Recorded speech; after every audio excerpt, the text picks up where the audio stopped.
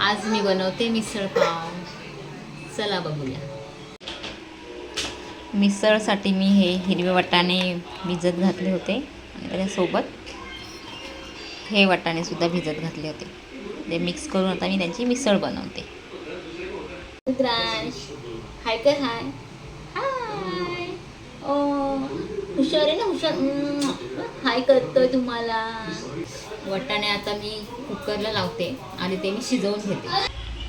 वाटाणे शिजवून घेतलेत, जास्त शिजवले नाही आहेत, नाहीतर मग ते शिजता पूर्ण शिजतात, मग ते मिसळ चव नाही राहत. म्हणून हे असे शिजवून घ्यायचे, जरा कडकच ठेवायचे. ते मी आता कांदा टोमॅटो चिरून घेते. कांदा चिरून घेतलाय, टोमॅटो, कढीपत्ता आणि ते आलं लसूण पेस्ट बनवून घेतली. आता मी पातेलीमध्ये तेल तापत ठेवले, त्यामध्ये आता जिरं मोहरी टाकूया.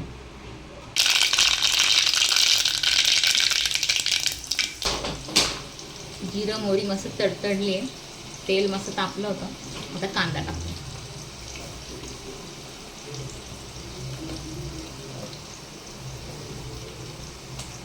कढीपत्ता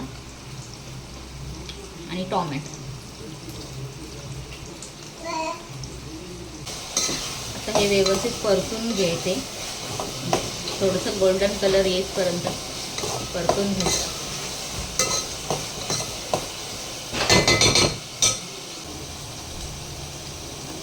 आम्ही मध्ये मध्ये येत असतो है ना, मदत करायला, काम वाढवायला.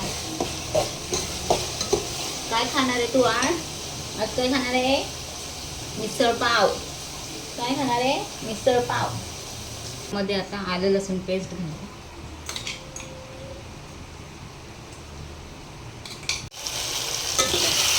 ऑलमोस्ट कांदा टोमॅटो व्यवस्थित शिजलेला आहे, सगळं व्यवस्थित मिक्स झालंय. आता यामध्ये आपण मसाले घालूया.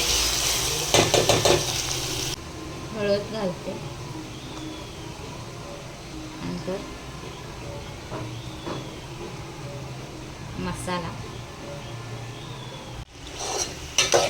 मसाले घातल्यानंतर हे सगळं मी व्यवस्थित मिक्स करून घेते.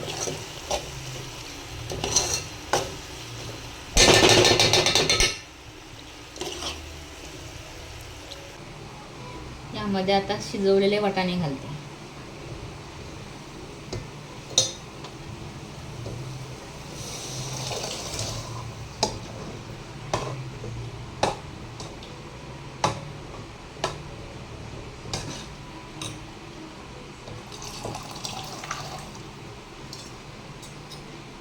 मीठ घालते.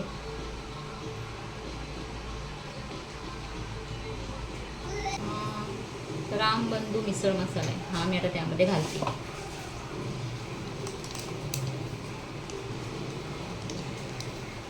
आता आपण मिसळ व्यवस्थित उकळून घेऊयात, म्हणजे सगळे मसाले मिक्स होतील. हे बघा,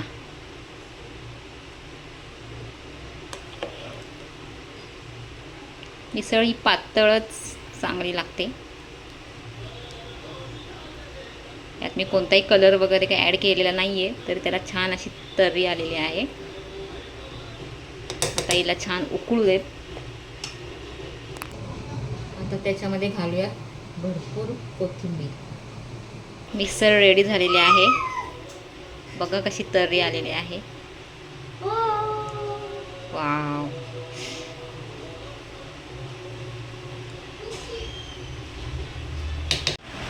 ही बघा रेडी झालं आहे आपला मिसळ पाव. मिसळ बघा कशी छान दिसते, एकदम तर्री आली तिला, लागणार पण तेवढीच छान. कोण कोण मिसळ लवर आहे त्यांनी मला कमेंट करून सांगा आणि या मिसळ खायला. आता मी टेस्ट करते.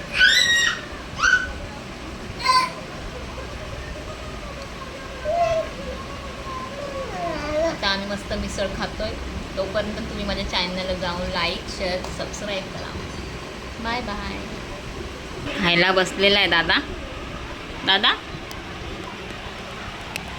मिसळ कशी झाली सांगा दादा. हो सांग. Like share like share subscribe करा.